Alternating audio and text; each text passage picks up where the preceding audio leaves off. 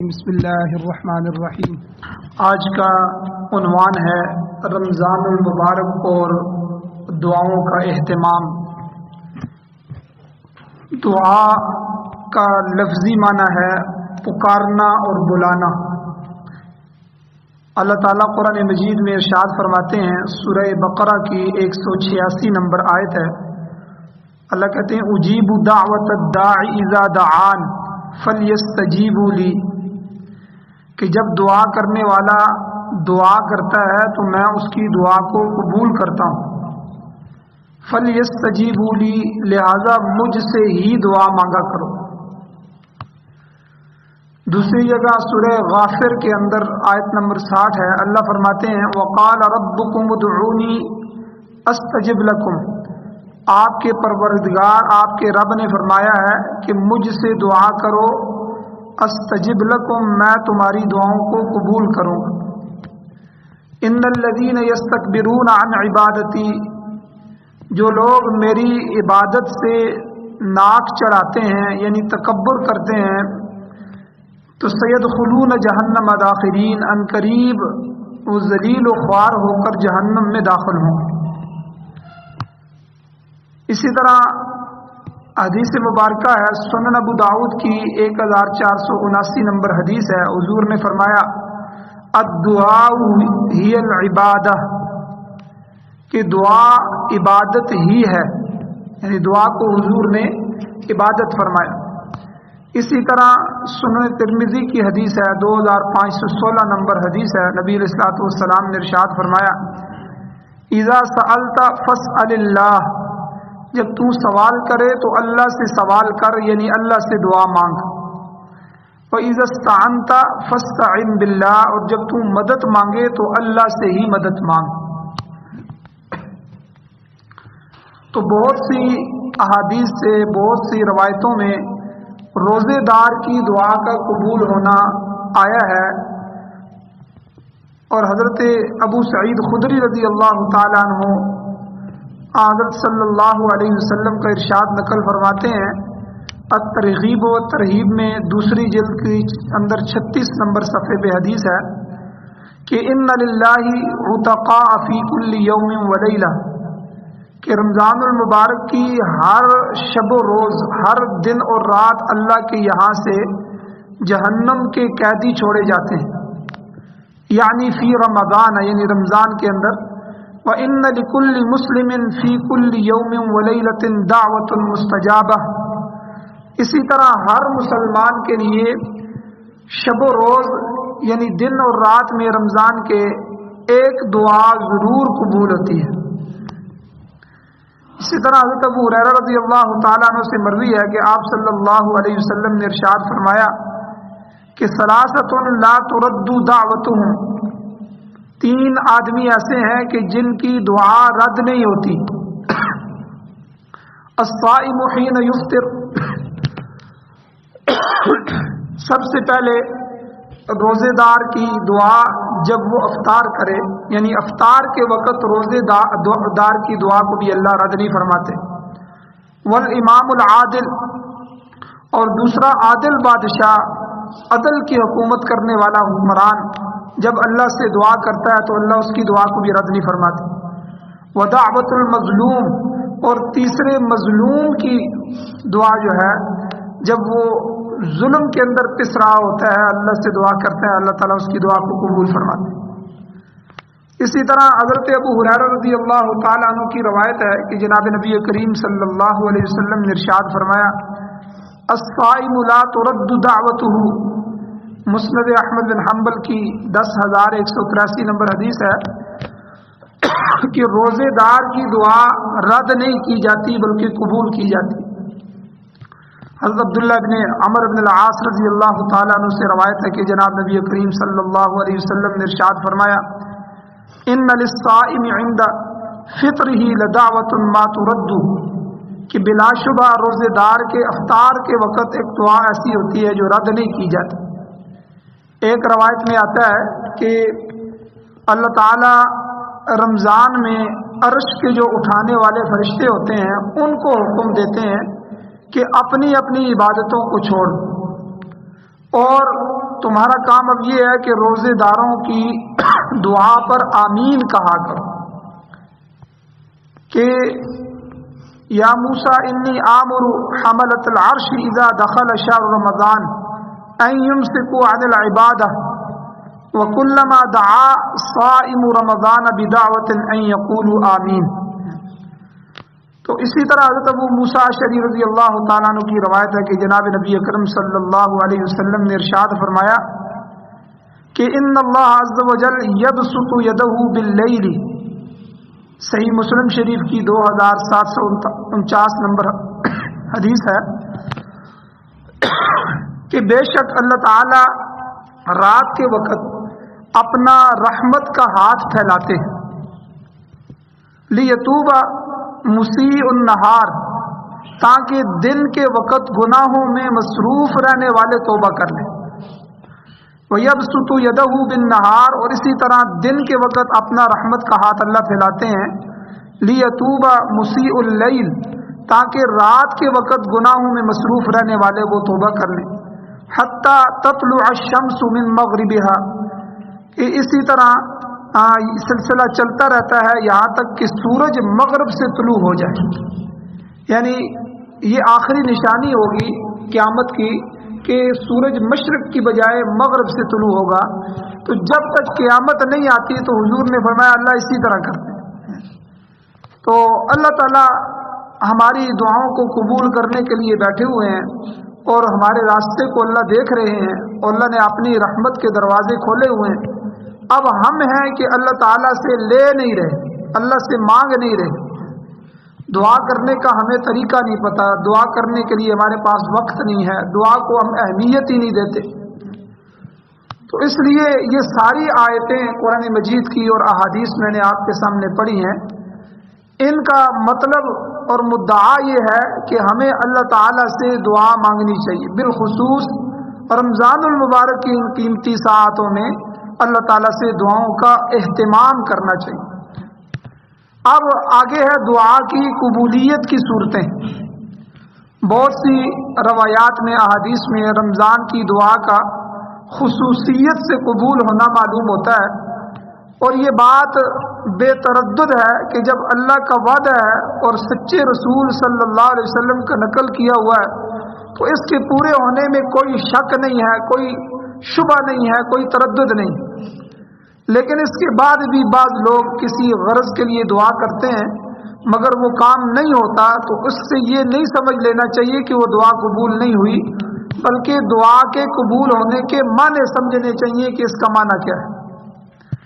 اب حدیث میں سمجھ آتا ہے، مسند احمد کی 11133 نمبر حدیث ہے، حضرت ابو سعید خدری رضی اللہ تعالیٰ عنہ سے روایت ہے کہ جناب نبی اکرم صلی اللہ علیہ وسلم نے ارشاد فرمایا کہ ما من مسلم یدعو بدعوۃ لیس فیہا اسم ولا قطیعۃ رحم، کہ جب کوئی مسلمان دعا کرتا ہے بشرطے کہ کسی گناہ کی دعا نہ کرے یا قطع رحمی کی دعا نہ کرے، تو الا آتاہ اللہ بہا احدی ثلاث، تو اللہ جل شانہ کہ یہاں سے اسے 3 چیزوں میں سے ایک چیز ضرور ملتی ہے، اما ان تعجل له دعوته، یا خود وہی چیز مل جاتی ہے جس کی اس نے دعا کی ہے، جو مانگ رہا ہے یا تو اللہ وہی عطا فرماتے ہیں، واما ان يدخرها له في الاخرہ، یا آخرت میں اسی قدر ثواب اس کے حصے میں لگا دیا جاتا ہے۔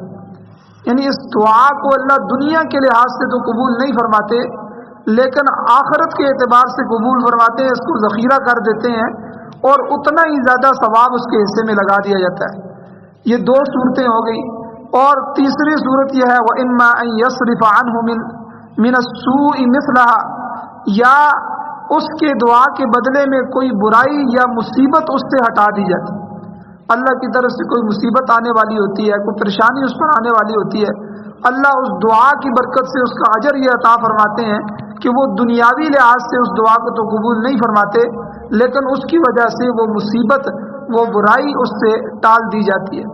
قالو، پھر صحابہ اکرام نے جب یہ روایت سنی، یہ فضیلت سنی، صحابہ نے عرض کیا کہ اے اللہ کے رسول، اذا نکثر پھر تو تب تو ہم بہت زیادہ اللہ سے مانگیں گے، بہت زیادہ اللہ سے دعائیں کریں گے۔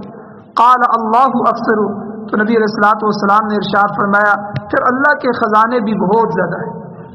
کوئی یہ نہ سمجھے کہ اللہ تعالیٰ اگر دے دے گا تو اللہ کے خزانوں میں کمی آ جائے گی۔ اللہ کے خزانے بہت زیادہ ہیں۔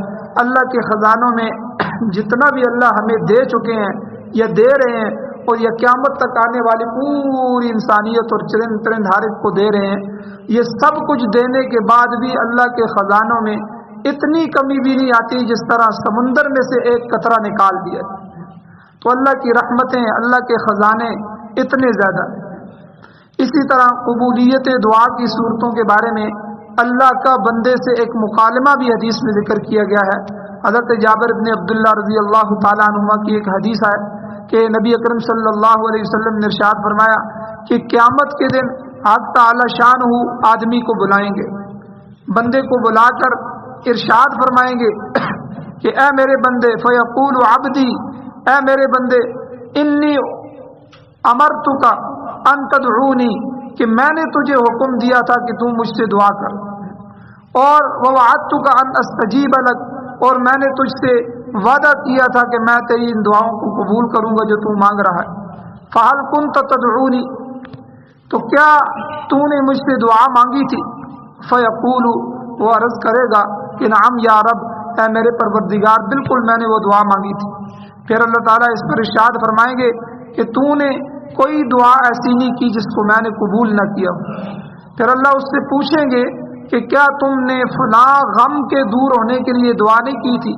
پھر میں نے تم سے وہ غم دور نہیں کر دیا تھا؟ وہ جواباً عرض کرے گا کہ جی ہاں اے اللہ، آپ نے وہ غم دور کر دیا تھا۔ اللہ تعالیٰ ارشاد فرمائیں گے کہ یہ تمہاری دعا کا نقد بدلہ تھا جو ہم نے تمہیں دنیا میں ہی دے دیا تھا۔ پھر ارشاد ہوگا کہ فلاں غم دور ہونے کی دعا کی تھی، پھر تم نے وہ غم دور ہوتے ہوئے نہیں دیکھا تھا۔ وہ جواباً عرض کرے گا کہ جی ہاں اے اللہ، آپ نے وہ غم دور نہیں کیا تھا۔ اللہ تعالیٰ ارشاد فرمائیں گے کہ میں نے تمہاری اس دعا کے بدلے اتنا اور اتنا اور اتنا اجر قیامت کے لیے ذخیرہ کر دیا تھا۔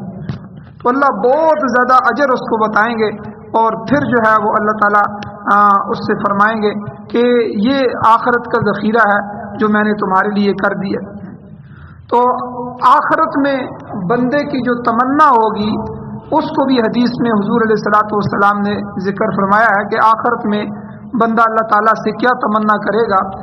شعب الایمان البہقی کی 1093 نمبر حدیث ہے کہ قال رسول اللہ صلی اللہ علیہ وسلم، حضور علیہ الصلوۃ والسلام ارشاد فرماتے ہیں فلا يدع الله دعوة دعا بها العبد عبده المؤمن الا بين له، کہ حضور نے فرمایا کہ اس کو ہر دعا یاد کروائی جائے گی، بندے کو ہر دعا یاد کروائی جائے گی، اور اس کا دنیا میں پورا ہونا یا آخرت میں اس کا جو بدلہ ہے، یہ دونوں چیزیں اس کو بتلائی جائیں گی۔ اس اجر اور کثرت کو دیکھ کر وہ بندہ اس کی تمنا کرے گا کہ ہائے کاش دنیا میں اس کی کوئی بھی دعا پوری نہ ہوتی کہ یہاں اس کا اس قدر اجر ملتا۔ تو یعنی دعا جو ہماری بظاہر قبول نہیں ہوتی، تو جو قبول ہوتی ہے اس کے بارے میں حضور نے فرمایا، اللہ کہیں گے یہ نقد بدلہ ہے، تو نے مانگا میں نے تجھے عطا کر دیا۔ جو بظاہر قبول نہیں ہوئی تو وہ میں نے تیرے لیے اتنا اجر قیامت والے دن رکھ دیا ہے۔ تو بندہ اس وقت اس کو دیکھے گا اور اس وقت تمنا کرے گا اور حسرت کرے گا کہ ہائے کاش دنیا میں میری جو دعائیں قبول ہوئی ہیں وہ بھی نہ ہوتی، کوئی دعا بھی قبول نہ ہوتی، اور اس طرح اللہ تعالیٰ اس کو آخرت کے لیے ذخیرہ بنا دیتے، اور اس کا یہ جتنا اجر مجھے یہاں مل رہا ہے ان دعاؤں کا اجر بھی اللہ تعالیٰ مجھے آخرت میں عطا فرماتے جو دنیا میں پوری ہو۔ تو غرض کہنے کا مطلب یہ ہے کہ دعا نہایت ہی اہم چیز ہے، اس کی طرف سے غفلت سے بڑے سخت نقصان اور خسارے کی بات ہے۔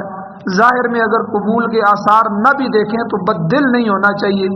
ایک لمبی حدیث ہے، اس سے یہ معلوم ہوتا ہے کہ دعا میں اللہ تعالیٰ بندے کے مصلحتوں پر نظر رکھتے ہیں۔ اگر اس کے لیے اس چیز کا عطا فرمانا مصلحت ہوتا ہے تو دنیا میں مرحمت فرما دیتے ہیں، ورنہ اللہ تعالیٰ اسے نہیں دیتے۔ یہ بھی اللہ کا احسان ہے کہ ہم لوگ بسا اوقات اپنی نافہمی کی وجہ سے ایسی چیز مانگ بیٹھتے ہیں جو ہمارے لیے مناسب نہیں ہوتی. اللہ جانتے ہیں کہ میں اپنے اس بندے کو اگر یہ چیز دے دوں تو یہ اس کے لیے نقصان کا باعث ہو جائے گی، تو اللہ تعالیٰ اس کو نہیں عطا فرماتے. علماء نے اس کی مثال لکھی ہے کہ جیسے بچے ہمارے ساتھ سردیوں میں ہم ان کو لے کے جائیں کسی جگہ کھانے پینے کے لیے، باہر گھومنے کے لیے، تو وہ آئس کریم دیکھ لیں تو وہ ہم سے آئس کریم مانگتے ہیں. تو اب بچوں کو تو نہیں پتہ ہوتا، وہ تو ان کا بچہ پن ہوتا ہے، وہ تو صرف اپنی لذت کو دیکھ رہے ہوتے ہیں. لیکن والدین کو پتہ ہوتا ہے کہ سخت سردی ہے، اگر میں نے اس کو آئس کریم لے کے دی تو یہ اس کا گلا بیٹھ جائے گا، یہ بیمار ہو جائے گا، اس کے لیے نقصان دہ ہے، تو وہ اس کو نہیں لے کے دیتے. اب بچہ جو ہے وہ شور ڈال رہا ہوتا ہے لیکن والدین اس کی طرف توجہ نہیں کرتے. تو یہ والدین ہی سمجھتے ہیں. اس طرح بعض دفعہ ہم اللہ سے دولت مانگ رہے ہوتے ہیں لیکن دولت ہمارے لیے نقصان دہ ہوتی ہے. بڑے بڑے لوگوں کو ہم نے دیکھا، بڑے عبادت گزار تھے، بڑا سب کچھ تھا، لیکن جب دولت آئی تو اللہ کی عبادتیں بھی چھوٹ گئیں، اللہ کا قرب بھی چھوٹ گیا. اور بعض دفعہ بندہ اولاد مانگ رہا ہوتا ہے لیکن اللہ سمجھتے ہیں کہ یہ میرا بندہ، اس کے لیے اولاد نہیں ٹھیک. تو جس کو جس حال میں اللہ رکھیں اس حال میں ہی ہمیں اللہ سے راضی رہنا چاہیے. ہاں لیکن مانگتے رہنا چاہیے، کیونکہ اگر دنیا میں نہ ملا تو آخرت میں ہمارے لیے ذخیرہ کر دیا جائے. اب اس کے ساتھ ساتھ دوسری چیز ہے دعا کے مقابلے میں بد دعا. دوسری یہ بہت ذرا ضروری ہے کہ ہمیں دعاؤں کا اہتمام کرنا چاہیے اور بد دعاؤں سے بچنا چاہیے. خود بھی بد دعا نہ کریں کسی کے لیے اور کسی کی بد دعا بھی اپنے لیے نہ لیں. خاص طور پہ بہت سے مرد اور عورتیں اس مرض میں مبتلا ہیں. بعض اوقات غصے میں اور رنج میں اولاد کو بد دعا دے دیتے ہیں. جس طرح اسانی پنجابی چاہیں وہ دل سڑیا دل بلیا، یعنی یہ بد دعائیں مائیں دیتی ہیں اپنے بچوں کو.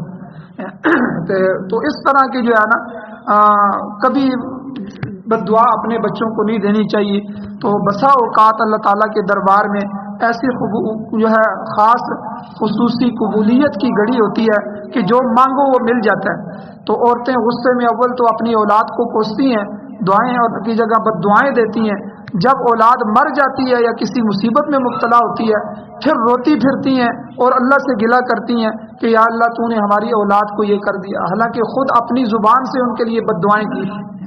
تو اس لیے غصے میں بھی اپنی اولاد کو بد دعا نہ دو. بلکہ حضرت جابر رضی اللہ تعالیٰ عنہ کی حدیث ہے صحیح مسلم کی 7515 نمبر کہ حضور نے فرمایا تم مت بد دعا کرو اپنی جانوں کے لیے، مت بد دعا کرو اپنی اولاد کے لیے، مت بد دعا کرو اپنے مالوں کے لیے.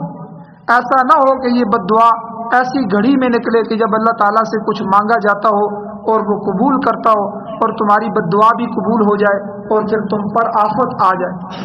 تو اس لیے ان چیزوں کا انتہائی اہتمام کرنا چاہیے. شیخ سدیس رحمہ اللہ دامت برکاتہم جو بیت اللہ کے امام ہیں، ان کا واقعہ ذکر آتا ہے. انہوں نے اپنا واقعہ خود سنایا. انہوں نے کہا کہ جب بچپن میں کسی نے کہا کہ آپ بیت اللہ کے امام کیسے لگے؟ انہوں نے کہا کہ میں اپنی والدہ کی دعا یعنی بد دعا کا اثر ہوں. تو انہوں نے کہا کہ کس طرح؟ انہوں نے کہا کہ جب والدہ غصے ہوتی تھی بچپن میں تو اب غصے میں بھی دعا دے رہی ہیں، کہتی اللہ تجھے کعبے کا امام لگائے، ادھر آ میری بات سن، اللہ تجھے کعبے کا امام لگائے تو یہ کیوں کرتا ہے؟ یعنی بد دعا کی جگہ وہ دعا دیتی تھی.